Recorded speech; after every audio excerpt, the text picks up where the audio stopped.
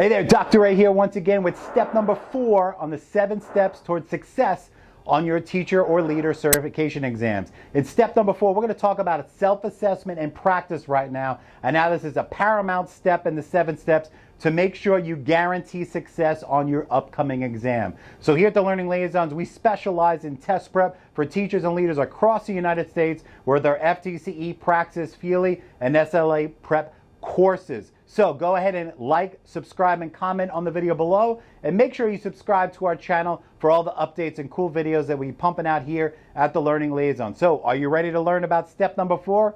Here we go.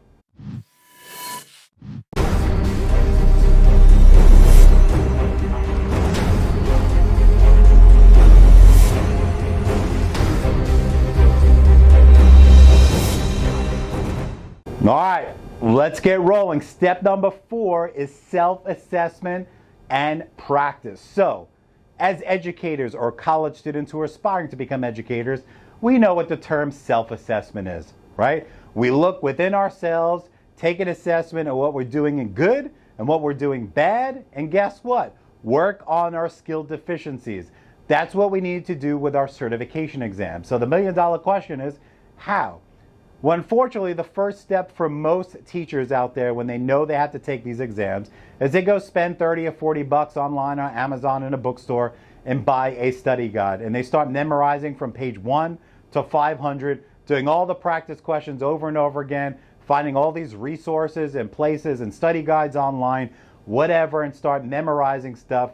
No bueno. That is your first step towards failure on your exam.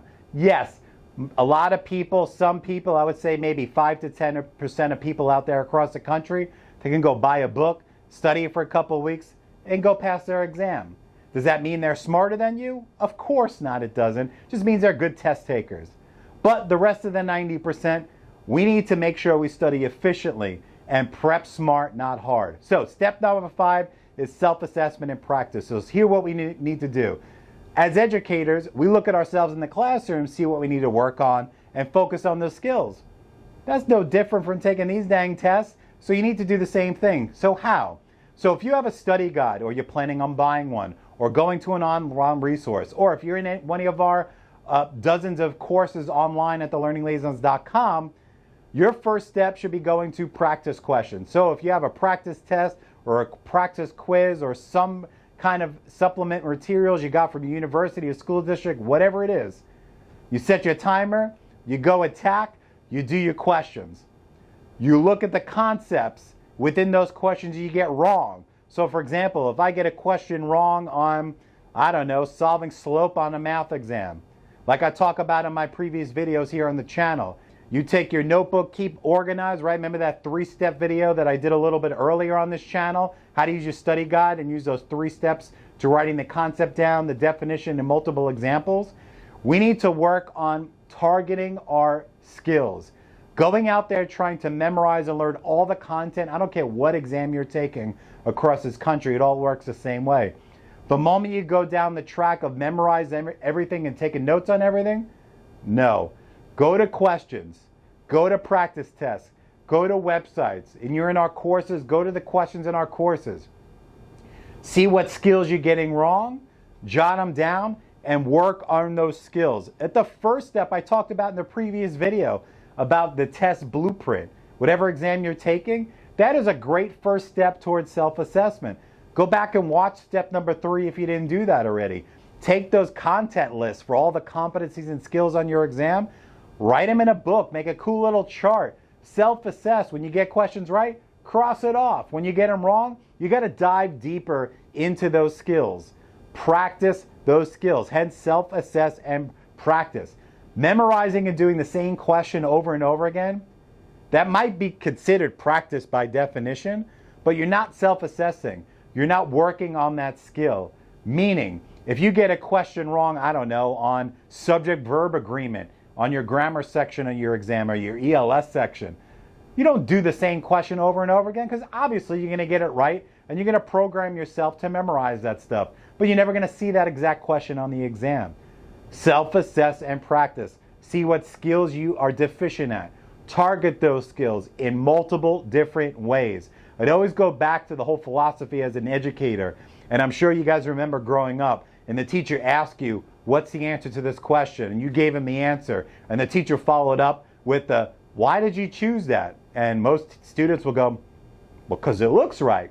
No, you have to know the why. Why is something right? If you can't explain it to someone else, why you chose it and the backing behind it, you're not saying in all of our videos. Passing your certification exam, whether it's for teaching or leadership, you got to know why answers are correct, because the moment you know that, doesn't matter what the question looks like.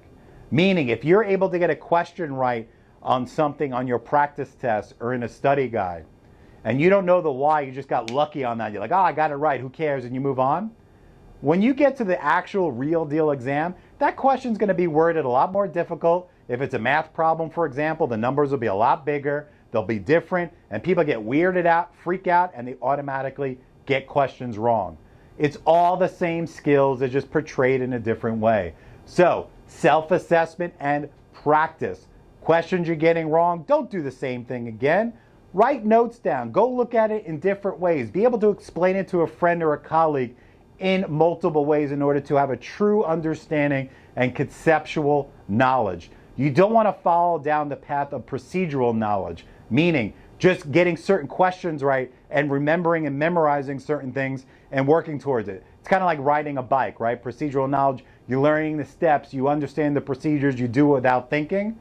You don't want to go down the track on this test doing things without thinking. It's all about knowing different concepts in different ways. Understand that. Conceptual knowledge is the key to passing this exam, and that comes with self-assessment and practice. I can't say that enough. These exams are not about content. Now, yes, they ask you questions about content. You're like, what the hell is this crazy? I can't believe I'm wasting my time watching this video. 80% is up here. It's your mindset. This test is a performance like we laid out in the previous steps. 20% is content. So you have to be able to target what you need to work on.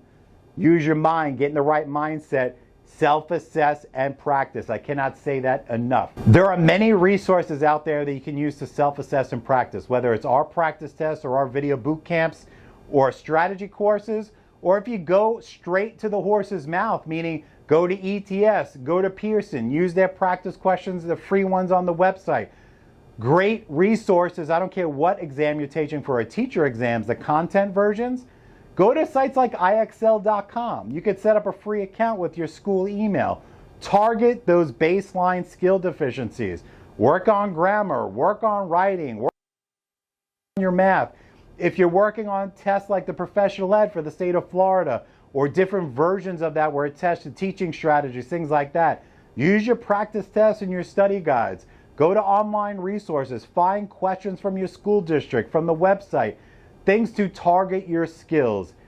Bottom line, step number 4 is self-assessment and practice. You cannot just go do a wide array of stuff and do it over and over and over again with the hopes of memorization and getting that procedural knowledge. You don't want that, you want conceptual knowledge.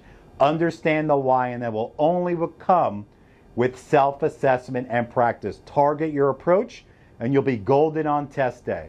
So once again, my name is Dr. Ray. I'm the CEO and founder of the Learning Liaisons. We specialize in test prep for aspiring teachers and school leaders across the country with our FTCE and Praxis courses on our website at the Learning Liaisons. So check the links below in the description of this video. If you have any questions, whether you're in our courses or not, or you have no intentions of buying any, I'm here for you. We do these videos. Our team here at the Learning Liaisons is to help you because you deserve the knowledge, skill, and attitude needed to rock and pass your teacher and leader certification exams, because we need you in the classroom and you need to get away from the nonsense and the anxiety that's associated with these exams and get to what's important, which is teaching our kids. But like I said earlier, this test is a performance, it's a speed bump, and we're here to get you over it. So, with that being said, always remember, it's when you pass your certification, not if. Dr. Ray here signing off. Have a great rest of your day, an amazing week, and a rock star weekend. And we will catch you in the next step, which is step number 5. Stay tuned.